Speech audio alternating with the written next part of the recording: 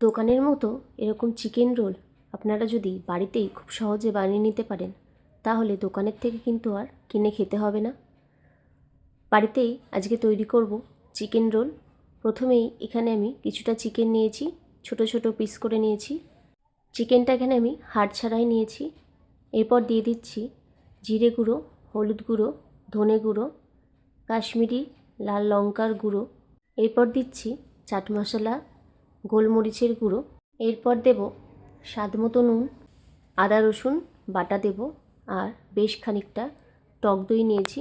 টক দইটাকে ভালো করে ফেটিয়ে সেই দইটাকে দিয়ে দেবো। সব কিছু দিয়ে এবার চিকেনটাকে ম্যারিনেট করে নেব। আচ্ছা, এর মধ্যে সামান্য একটু তেল দিচ্ছি। তেলটাকে দিয়ে আবারও ভালো করে মাখিয়ে চিকেনটাকে এবার একটু রেস্টে রেখে দেব। ততক্ষণ রোলের জন্য আমি ময়দাটা মেখে নিই। এখানে বাটির মধ্যে আমি পরিমাণ মতো ময়দা নিয়েছি, দিয়ে দিচ্ছি একটু সামান্য নুন, সামান্য চিনি আর বেশ খানিকটা তেল দিয়ে ময়দাটাকে ভালো করে মেখে নেব। মাখার আগে ভালো করে তেল, নুন, চিনিটাকে ময়দার সাথে মিশিয়ে নিচ্ছি। ময়ামটা একটু বেশিই লাগবে, এই রকম যাতে মুঠো করা যায়, এই রকম ময়ামটা দিলে ভালো মতো হবে রোলটা। এরপর একটু গরম জল দিয়ে আমি ভালো করে মেখে নেব। ময়দাটা একটু শক্ত করেই মাখবো। মাখা হয়ে গেলে একটু তেল ওপর দিয়ে মাখিয়ে আমি ঢেকে রেখে দেব। এরপর চিকেনটাকে তৈরি করে নিচ্ছি। বেশ খানিকটা পেঁয়াজ খুব ভালো করে কুচিয়ে নিয়েছি।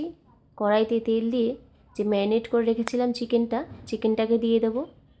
চিকেনটাকে দিয়ে ফ্লেমটাকে একদম আস্তে দিয়েই কিন্তু চিকেনটাকে রান্না করতে হবে, নয়তো চিকেনটা শক্ত হয়ে যাবে, তখন খেতে ভালো লাগবে না।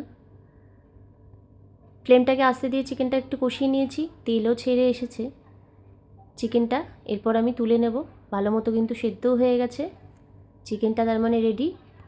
চিকেনের পুরটাকে এবার নামিয়ে নেব। ওই কড়াইয়ের মধ্যেই যে পেঁয়াজ আমি কুচি করে রেখেছিলাম সেই পেঁয়াজটাকে দিয়ে দেবো। কুচনো পেঁয়াজটাকে ভালো করে একটু কড়াইয়ের মধ্যে নাড়াচাড়া করে নেব।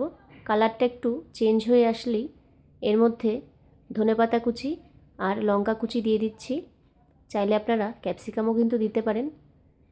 এবার আবারও একটু ভালো মতো মিশিয়ে নিয়ে এর মধ্যে যে চিকেনটা তৈরি করে রেখেছিলাম ভেজে, সেই চিকেনটাকে দিয়ে দিচ্ছি। দিয়ে আর কিছু করার নেই, চিকেন আর পেঁয়াজটাকে ভালো মতো মিশিয়ে নিয়ে একসাথে তুলে রেখে দেবো। চিকেনের পুরটা কিন্তু আমাদের রোলের জন্য একদম রেডি। এরপর রোলটাকে বানিয়ে নেব।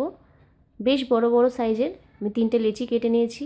রোলের জন্য একটু বড় সাইজেরই লেচি করতে হয়। লেচিগুলো করে এরপর বেলে নেব প্রত্যেকটা লেচি রুটির আকারে।